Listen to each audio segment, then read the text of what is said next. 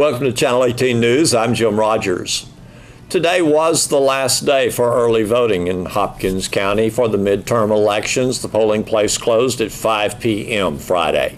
Thursday, an extended hour day for early voting, saw 581 ballots cast at the Justice of the Peace Precinct 2 courtroom. Voting in the midterm election is November the 6th, 7 a.m. until 7 p.m. There are 12 voting places in Hopkins County. Any Hopkins County voter, registered voter, may vote at any of the 12 places. If you are voting, you will need to take one of 7 forms of identification. You'll need your Texas driver's license or Texas personal identification card, Texas election identification certificate, Texas handgun license, United States military identification card, or your United States passport, either the book or the card. Voting centers that will be open on Tuesday, November the 6th include in the city of Sulphur Springs, the Lutheran Church, Morning Chapel Missionary Baptist Church, the County Courthouse, Grace Family Church, the Civic Center, League Street Church of Christ. And throughout the county, you can vote at Saltillo School, Cumbie Municipal Building, Sulphur Bluff School, Como-Picton School, Miller Grove School, and at North Hopkins School. Again, those polling places will be open 7 a.m. until 7 p.m. on Tuesday, November 6th. Deer season opens Saturday, and hunters are not the only ones who need to be prepared. Texas drivers should be on the alert for deer this month. November records more deer-related car crashes than any other month in Texas. Deer-related auto accidents are 19% of all accidents in Texas in the month of November. Drivers are encouraged to use extra caution in deer zones. Be aware of high-risk times, dawn and dusk. And if you do encounter a deer, slow down and be aware that more than likely there are others nearby. Avoid swerving or slamming on your brakes. The average amount spent to fix your car involved in a deer strike has increased also. The average cost is around $4,341 in a claim. Drivers are urged to use extra caution, slow down in the known deer zones, use high beams when appropriate during dawn to dusk driving, scan the road and avoid swerving when you see a deer. Always wear your seatbelt and do not rely on deer fences and reflectors to deter deer. Should you be involved in an accident with a deer, move your vehicle to safety off the roadway, turn on your hazard lights, take photographs of the road and your surroundings and damage to your vehicle, quickly file your insurance claim and look for leaking fluids, loose parts, tire damage, broken lights, or other hazards involving your vehicle. Do not attempt to aid the animal. Wounded deer can use their legs and hooves to harm you. Notify the game warden through the sheriff's department. The cattle industry in Northeast Texas will celebrate a milestone at the Sulphur Springs Livestock Commission on Wednesday, November 14th, when the Northeast Texas Beef Improvement Organization, better known as NetBio, marks their 20th year of operation for this preconditioned cattle producers organization. NetBio is a group of independent cow-calf producers and agribusiness representatives who launched the organization in November 1998 to improve, promote, and enhance the beef industry in Northeast Texas. The organization is recognized across the state and the southern United States as a leader in its reputable offering of preconditioned calves. To kick off this special anniversary event in Sale, the annual meeting of NetBio organization will be conducted under the Big Top located in front of the sale barn beginning around 11 a.m. Wednesday. The annual business will be conducted at 11 a.m. The sale will begin at 1 p.m. During the time business is conducted, a barbecue lunch for members, sellers, buyers, and their families and friends will be provided. Autumn brings car shows across the state of Texas, and we have our own in Sulphur Springs. This will be the 13th annual Heritage Square Car Show, downtown Sulphur Springs, Saturday, November 3rd. Rita Edwards has more to tell us. 13th annual Heritage Square Car Show will kick off Saturday morning. Registration is at 8 a.m. The awards are at 3 p.m. Everyone's welcome to come on in early if they'd like, before 8 o'clock, and get parked, and then come to the registration tent and get signed up. Now, these are entrants that you're talking about? Yes. Okay. And that's $20 to enter. Now, we do have a year model break because we are limited on parking downtown. So 1987 and older are qualified. So in other words, if you have an 88, 89, 90s, 2000 model, they're not eligible to be just entered. Have to wait until they reach that qualification. That's right. So 1987 and older. And so just to verify, if a person that owned a 1986, let's say, type of vehicle wants to enter, they come over here to Sulphur Springs, they go to the entrant desk and pay $20. Yep. Okay, and then they're in the show. Mm-hmm. Okay. We'll give them their registration packet, which has a windshield sticker in it with their name and where they're from and what kind of vehicle they have, because a lot of our spectators walking around don't recognize some of the cars, and so it helps them to understand what they're looking at. To come to the car show, walk around and look at the cars, how much does that cost? Oh, it's free. Free to the public. Oh, that's and great. We also have one award that's called the People's Choice Award. So if you're just up there to look at the cars, you can come pick up a ballot and you can vote on your favorite vehicle. That's great. We also have, we have 37 awards total. We have the top 15 and the participants pick, which is all are voted on by the people that are entered into the car show. Okay. And the mayor's award, John Sellers is going to be out of town, but he's asked Emily Glass to come and take his place, so she will be picking for him. And then the rest of the awards are judged awards, and I have 6 judges. What do these judges look for? Well, they look for, depending on, the class or the award, not classes, but the awards, like we have best paint. So they obviously look for the vehicle that has the best quality paint job, best interior, best motor. And then we have all the other best ofs, such as best Chevrolet car, truck, best Ford truck and car, etc. Best rat rod. We have classes for people that are working on their cars, but they're not quite finished. So we have an unfinished class. Okay. And we have classes for originals, people that have not street rodded their cars. They're originals. We've tried to kind of cover the gamut to be fair with everybody. If someone brings something that's rare, different, not a Chevrolet or a Ford or something that we would know, has this happened before? Well, as a matter of fact, yes. We have MGs that come, which most people have seen MGs, but I have a gentleman that called me this week that's coming from, I believe, Texarkana is where he's from. He has a 52 Bentley, so it will be a unique item to see. Amazing. Those Thunderbirds that were just with the little round window in the back, those are neat, aren't they? Yes, they are. Do those come sometime? Yeah, 56, Yeah. 55, 6, and 7 Thunderbirds, yeah. You know all Those the cars, were the little don't ones. Well, I know quite a few of them. you? That's so great. Well, and pickups also. Oh, yeah.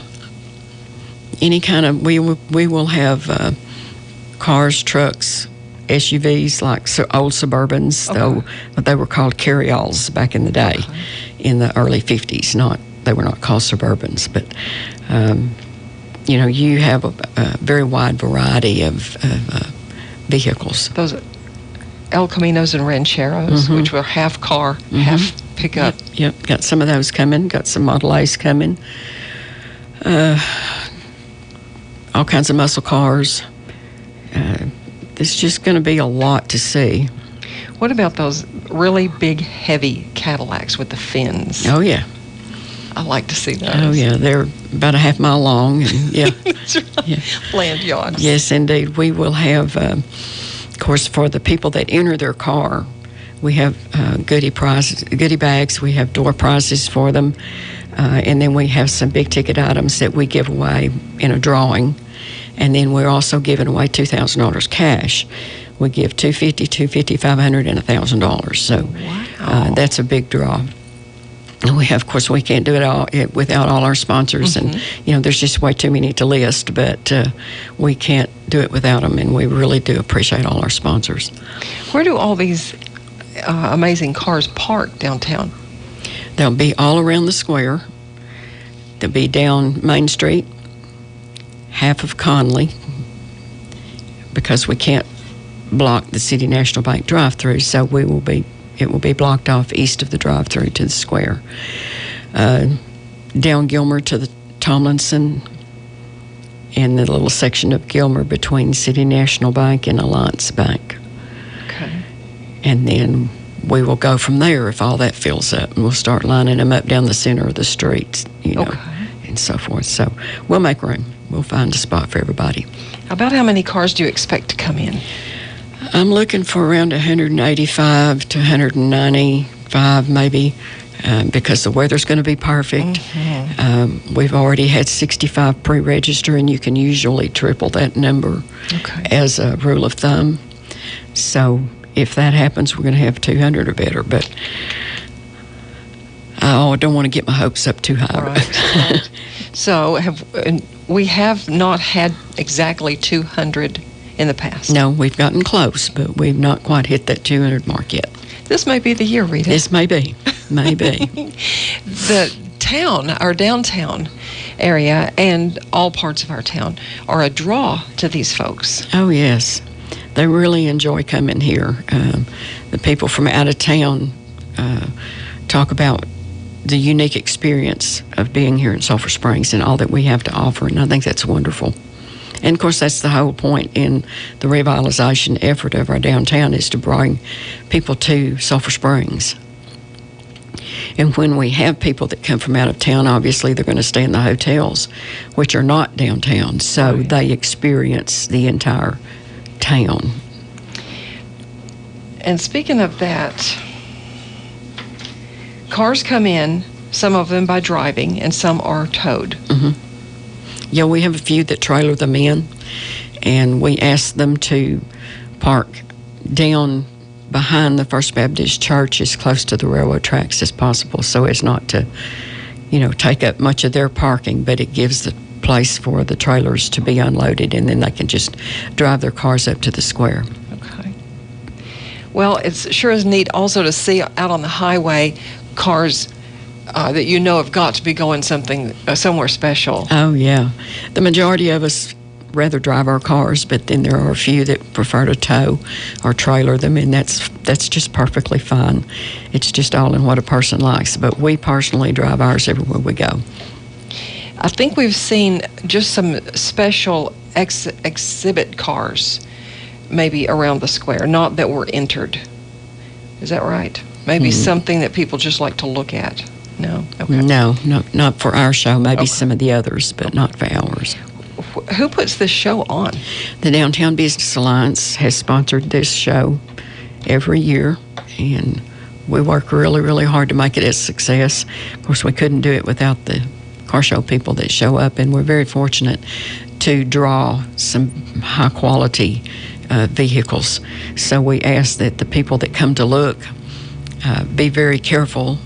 Do not touch. Don't let your kids get on a running board, or watch your purses, backpacks, not to swing around and hit a car, because people's put a lot of time and a lot of money in these vehicles, and they're very proud of them, and they get a little upset if you touch their cars.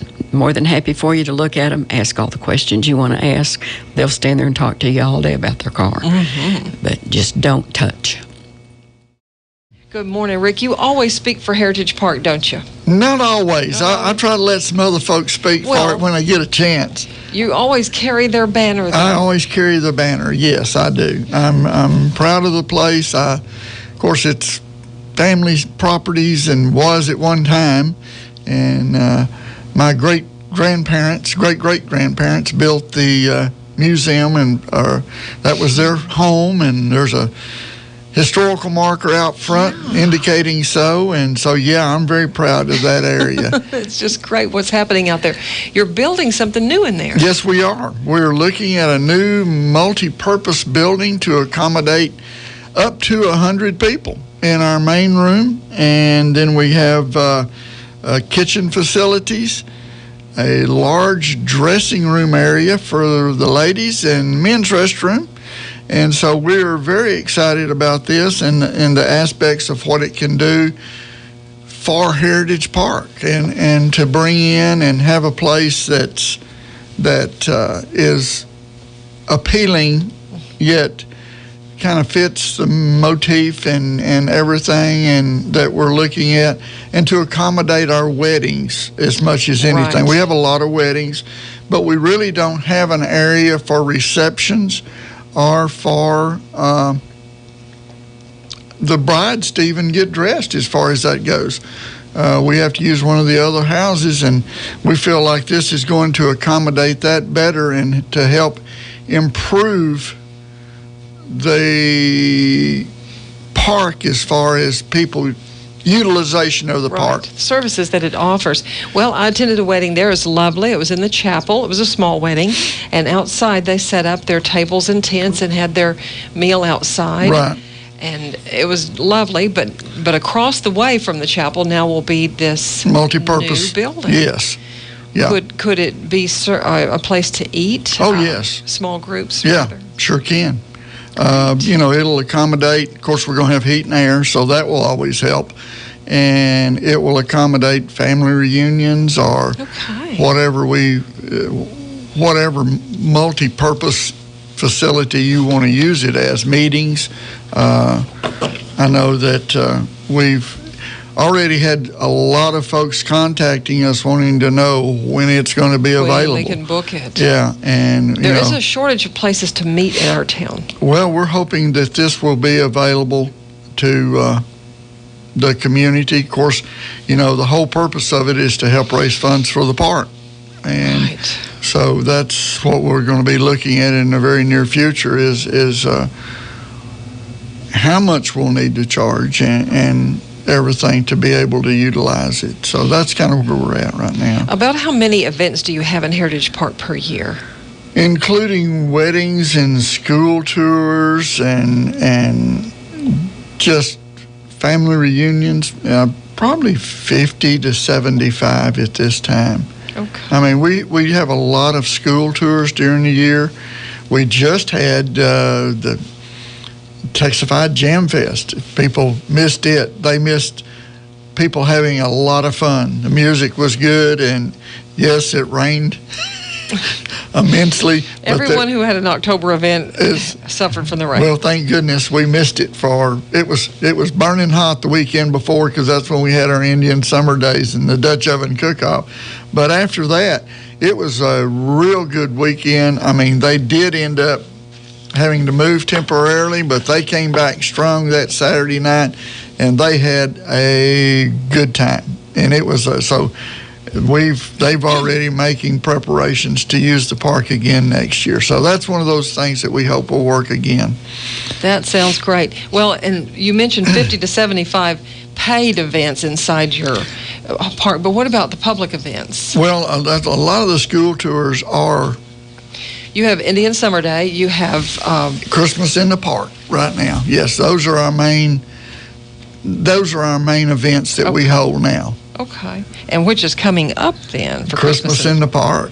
Yes, Saturday after Thanksgiving, and then the following Saturday.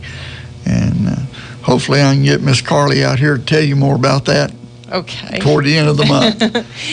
And she is a bundle of energy. She is a bundle of energy. Many of your volunteers really devote lots of time and effort and energy into the park. There is a lot of volunteer hours out there. And, of course, just like anything else, we're always looking for funds and for volunteer help. Extra hands. Yes, we're always in need of that. And so that's one of the things that we constantly look for is new membership. or people that just want to come out and spend a couple of hours and help do things, they're welcome as well. Don't get me wrong, but always looking for that. Who is building the multipurpose building? Well, actually, Andrew Fomberger and Max Bradford and myself are kind of overseeing it right now, and so I guess you could call the park is building it. Okay. And so we're presently under construction and in the dry, but like I say, we're advancing as far as we can and trying to get it done as soon as we can. Excuse me. So there's some nice high windows. I'm looking at a drawing here. Okay. Yes. We have 6 windows on the back side. They're real high to let in light. We have 2 bay windows on the front. The back side would be facing Jackson Street? Facing Jackson Street. And we built those so they could let in light. Right. And we've had several folks. A quilting guild out of Mineola has already expressed wanting to do classes and coming up, and this is one of the things that they suggested. So we're looking forward to having major events here in the future. Is there a stage for music? There is not a stage. Okay.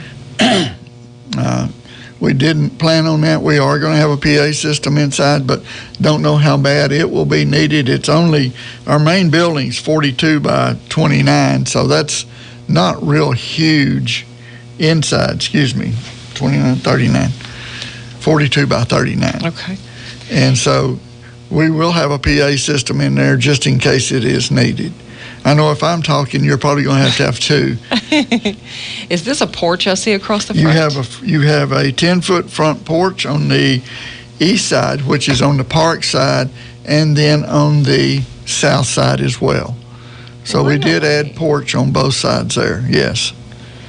And hopefully... That's just so inviting. Yeah, absolutely. Hope to have some picnic tables and maybe a rocking chair, too, out there for some of those after we get done. But yeah, we're hoping it will develop and be something that is used by the people of Sulphur Springs. Well, a place to get inside, sit down, and eat from a kitchen that's on site is something that the park has not ever had. We've never had that. We're largely outside, outdoors. Absolutely. So this is going to be a definite big addition because we will be able to provide that to the park.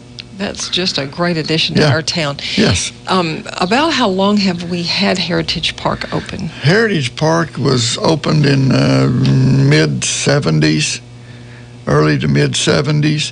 And, it's one of those hidden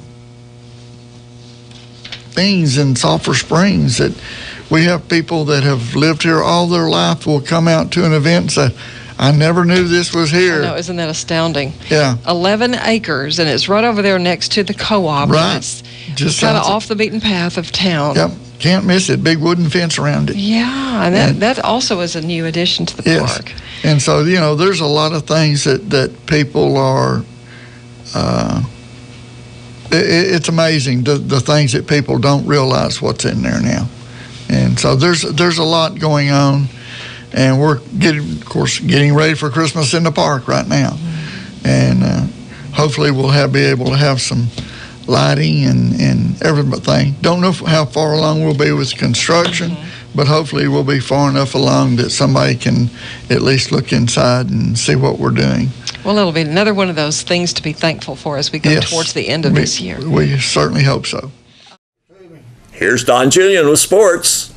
Wildcats basketball coach Clark Cipolletta is wasting no time in testing his team.